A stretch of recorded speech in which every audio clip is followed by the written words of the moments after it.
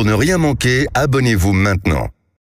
Frédéric Brindel. Arrêtons d'intoxiquer nos ados. Vous êtes parents, vous en avez marre de voir vos enfants avec la fameuse cigarette électronique, la puff. Appelez-nous 0826 300 300. Tiens, le ministre de la Santé, François Braun, a déclaré: oui, je suis favorable à l'interdiction des puffs car elles amènent une partie de notre jeunesse vers le tabagisme. Parlons-en justement avec notre invité Charlie Perrault. Vous êtes co-auteur avec Vincent Cuissé de la face cachée des anti-vape. Vous êtes aussi vice-président de la Fédération française indépendante de la vape. Quand vous entendez le ministre dire on arrête la puff, en fait il y a trois choses. Il y a la cigarette, il y a le vapotage et puis il y a ces puffs. Alors sur les puffs, vous moi, je suis un peu en partie d'accord, mais sur la fin de son discours, je ne le suis pas du tout. Il y a une confusion générale qui se fait autour de la puff et qui fait de la puff l'équivalent de la cigarette électronique. À l'anglaise, c'est plus branché, c'est plus jeune. À la puff. Voilà, à la puff, on dit puff. Alors c'est vrai que sur la question de la gabegie environnementale que représente la cigarette électronique jetable, ça fait depuis le début que notre filière, on a prévenu les institutions sur cette ineptie écologique en fait.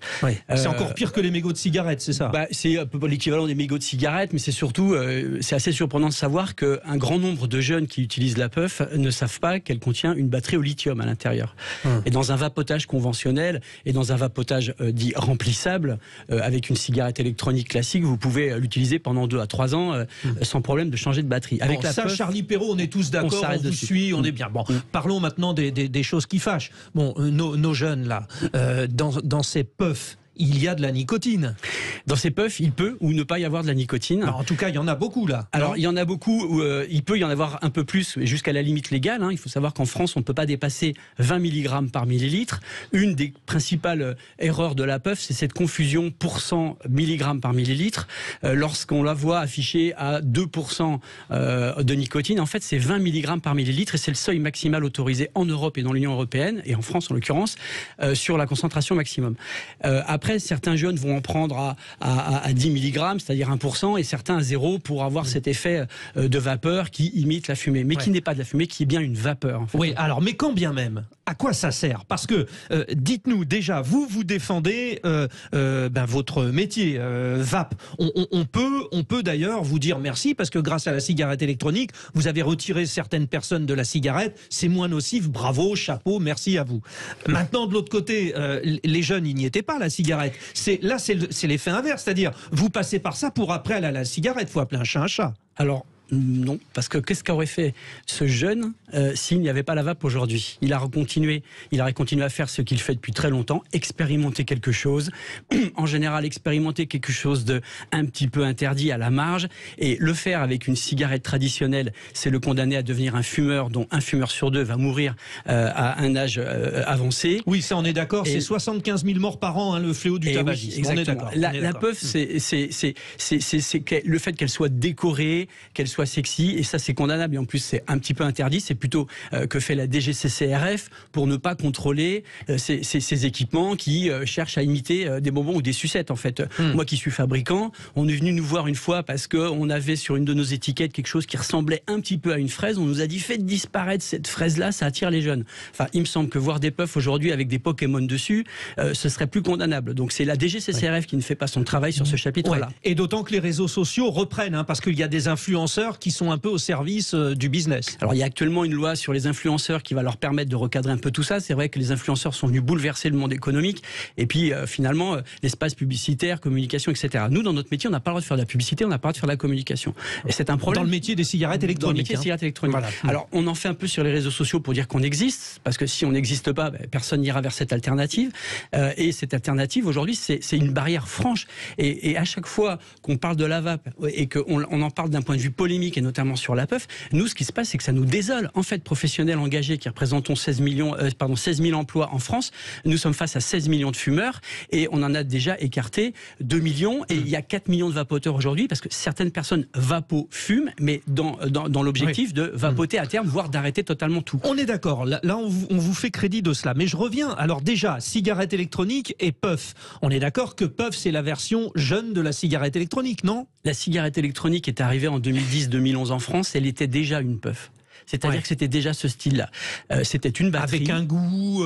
Avec un goût. Alors c'était avant tout une batterie, une résistance qui va permettre de vaporiser un liquide contenu dans la tête de cette cigarette électronique, et puis par l'action électrique, ça se vaporise et on l'inhale. Donc en fait, en 2012, la puff était déjà là, mais elle a été écartée par le bon sens environnemental, puis par des questions d'économie. Une puff aujourd'hui, c'est 7 à 8 euros. Un vapoteur qui va puffer, en l'occurrence 1 à 2 jours, ça va lui coûter 16 euros sur 2 jours, sur 3 jours.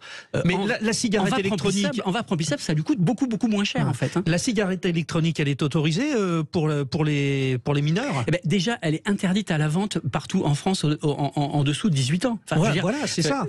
Donc la puff, c'est un moyen de contourner. Aujourd'hui, en fait, c'est comme si on disait, tiens, il y a des jeunes qui conduisent dans les voitures, il faut interdire les voitures. Enfin, c'est complètement stupide en fait. Enfin, on interdit les jeunes de conduire quand même. Oui, on interdit les jeunes de conduire, mais on n'interdit pas la voiture. Oui, d'accord. C'est juste une question d'autorité, en fait. C'est une question d'autorité. Tout à fait, Charlie Perrault. Alors bon, vous écrivez ce livre donc avec Vincent Cuisset, dont j'ai parlé, La face cachée des antivapes. Alors finalement, comme vous êtes un petit peu entre les deux, ce sont qui les antivapes? Est-ce que ce sont les grands producteurs de cigarettes finalement, ou ceux qui, comme le ministre français, veillent quand même à une santé publique? Alors déjà, les antivapes, et on l'a très bien dit dans le livre, c'est absolument pas un groupuscule de gens qui se retrouvent dans une cave pour comploter contre la vape. Non, c'est pas ça. Oui, ça a des consonances qui nous rappellent d'autres choses. Oui, effectivement. On n'en est pas là. Non. En fait, ils sont à peu près, on va dire qu'il y a à peu près 5 familles d'antivapes, et on peut comprendre leur position pseudo-intuitif, mais en fait, on ne sait pas s'ils sont vraiment dans le concret. Alors, pour commencer, on peut imaginer que c'est Big Tobacco qui est l'ennemi de la cigarette électronique, mais en fait, ce serait plutôt un peu le monde pharmaceutique. Quand un fumeur qui va fumer entre 20 et 40 ans, il va fumer environ entre 100 000 et 220 000 cigarettes dans sa carrière. Enfin, triste carrière de fumeur. Horrible. Ramené en chiffre d'affaires, au prix de la cigarette d'aujourd'hui pour les fabricants de cigarettes, c'est aux alentours de 10 000 euros. Mais quel rapport avec le monde pharmaceutique? Voilà ce que ça a rapporté aux fabricants de cigarettes. Dans le monde de la pharma, les maladies qui sont pulmonaires, ceux qui respirent mal à cause du tabac, ceux qui vivent mal à cause du tabac, et voire ceux qui en meurent et qui en souffrent et qui subissent un traitement en fin de vie, etc., c'est bien plus d'argent pour l'industrie pharmaceutique. Ah, vous voulez dire qu'ils ont intérêt à ce que les gens aillent mal? Vous savez, quand vous êtes vendeur d'antidotes, vous êtes bien content quand même qu'il y ait un problème au départ, en fait. Ouais, enfin, ça, c'est un jugement de valeur, alors, d'autre part, non? C'est un jugement de valeur, mais là, je ne parle juste de mécanisme d'intérêt. Voir l'OMS, par exemple, qui est un élément de cette famille des antivapes. Le pharmacien, on l'aime, on va le voir, il est bienveillant, il se dit pas exactement. pourvu que. En revanche, c'est le patron du groupe pharmaceutique, c'est ça? Sur les intérêts pharmaceutiques, on l'a bien vu pendant cette crise Covid, il y a quand même eu des effets d'argent qui sont quand même très significatifs. Bon, vous n'êtes pas le premier à les attaquer, il y a les écologistes, enfin tout le monde. Je ne les attaque pas, j'ai besoin d'eux, je suis très content de prendre un traitement lorsque j'ai un problème, et ma famille aussi, c'est pas la question. La question, ce sont les stratégies d'être un peu, c'est ce qu'on appelle l'agnotologie dans le livre, c'est-à-dire cette constitution du doute sur quelque chose d'un peu fictif pour dire la vape est dangereuse. Alors, quand elle est arrivée en 2012, l'OMS était contre. Elle ne savait pas de quoi il s'agissait, mais elle était contre. Allez m'expliquer pourquoi tout à coup elle est contre. Et pour parler des antivapes, quand vous vous retrouvez aussi avec l'analyse de l'OMS qui prend des positions certainement très éclairées parce qu'elle est constituée de médecins, mais il ne faut pas oublier qu'elle est financée. Enfin, quand on regarde bien comment est financée l'OMS, on peut se poser un certain nombre de questions.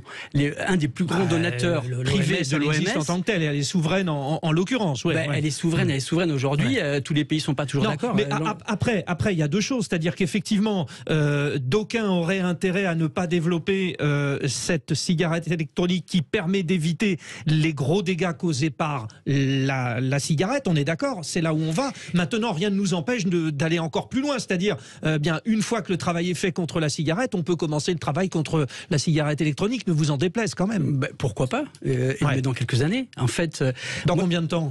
J'ai envie de dire tant qu'on n'aura pas réellement attaqué le sujet concret des effets de la combustion de la cigarette. On a bien compris. C'est un point de vue. En tout cas, on a eu l'occasion de poser le pour et le contre. Charlie Perrault, je rappelle, vous êtes co-auteur avec Vincent Cuisset de La face cachée des antivapes. Vous pouvez lire ce livre, très intéressant. On peut le trouver sur Amazon. Malheureusement, un espace de liberté encore possible. Écoutez, allons-y. Bon, très bien. Les auditeurs de Sud Radio au 0826 300 300. Vous réagissez à tout ce qu'on vient d'évoquer. C'est le rendez-vous politique dans un instant à 11h avec nos députés qui viennent débattre de l'actualité. À tout de suite.